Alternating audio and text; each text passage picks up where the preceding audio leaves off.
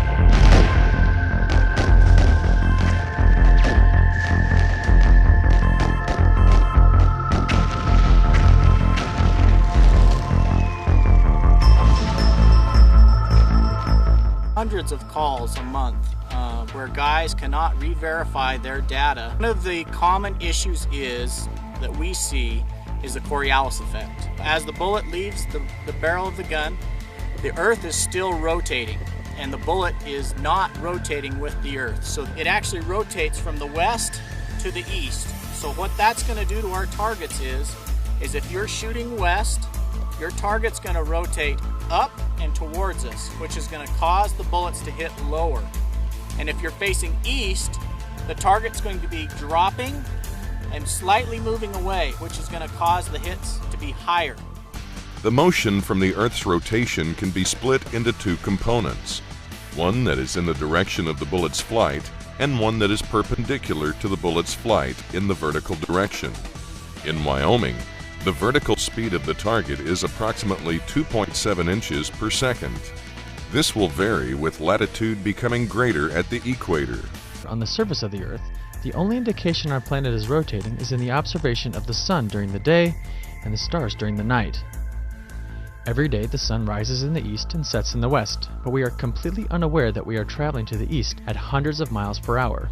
Now what if we were to have two people sit on opposite sides of the merry-go-round and try to throw a ball to one another? You can see that as the ball leaves the hands of the person throwing it, it becomes independent of the rotation of the merry-go-round, and therefore follows a straight path. But because the person trying to catch the ball is still rotating with the merry-go-round, they are quickly moved out of the ball's intended path. Because the merry-go-round is spinning counterclockwise, this deflection is to the right. If it were spinning clockwise, the deflection would be to the left. Now, to an observer above the merry-go-round, the path of the ball appears straight. However, to people on the merry-go-round, the path of the ball curves to the right of the intended motion. This also demonstrates how air movement on the Earth's surface can be deflected by the Earth's rotation, a phenomenon called the Coriolis effect. Watch as Amanda pushes the ball out to the center and it makes a complete circle back to her other side.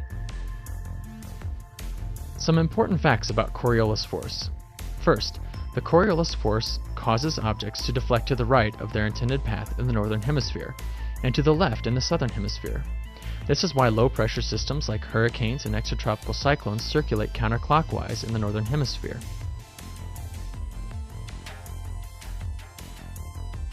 Third, the strength of the deflection is proportionate to the speed. For example, the faster an airplane flies, the more the pilot must adjust the flight track to account for the Coriolis force.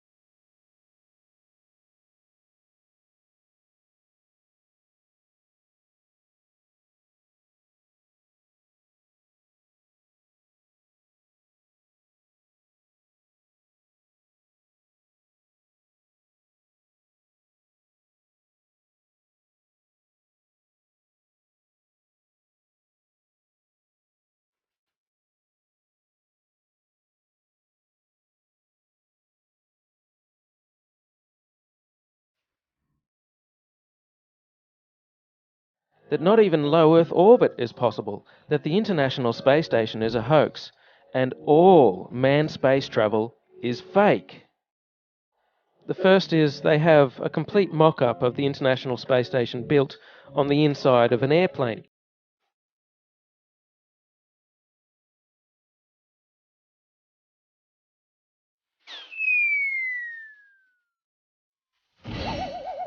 And that airplane does a bunch of rises and falls. It does a parabolic, upside-down parabolic trajectory, and that simulates zero gravity.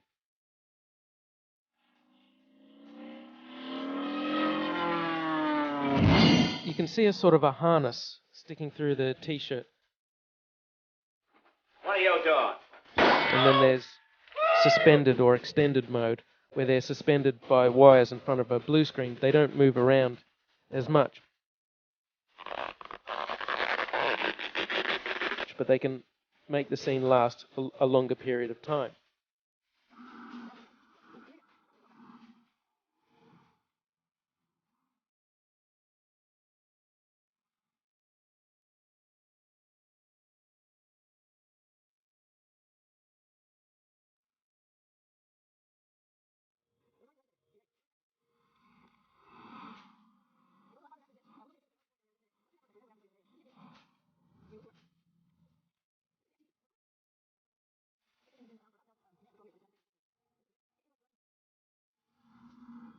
And I'd like to see them do-si-do each other really quickly, which they can't do, or they'd get all their wires tangled up.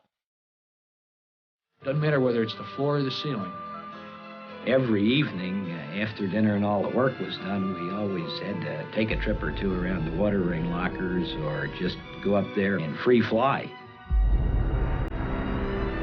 We also found that we could have quite a bit of fun doing tricks and stunts and flips and rolls that weren't possible here on Earth.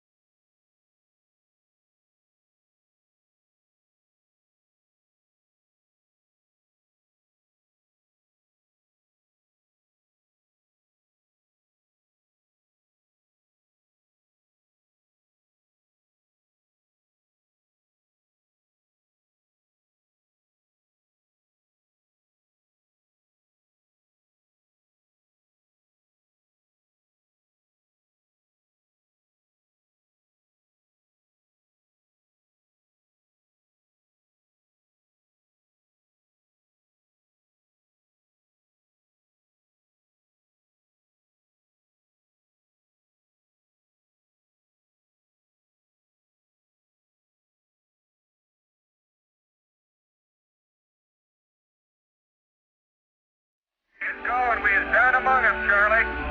I don't know two Americans who have a fantastic secret without one of them blurting it out to the press. Can you imagine thousands of people able to keep this secret? It would be a conspiracy of thousands of people all over the world. Wouldn't it leak? Wouldn't some of those people be eager to talk about it? Wouldn't we in the media love to put it on the front page? Wouldn't it be a big headline? Basically, the more people that have to be involved, the less likely it is to be true.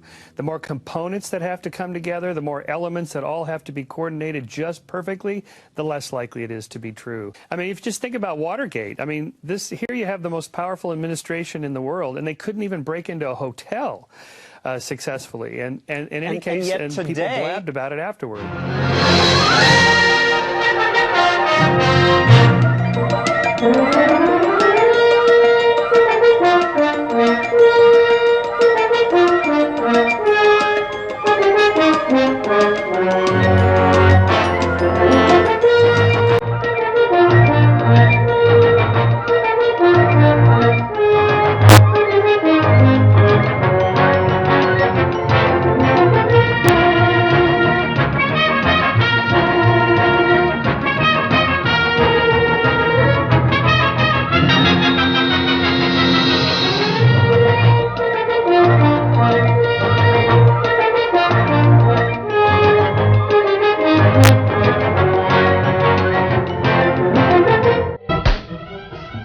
That isn't the truth.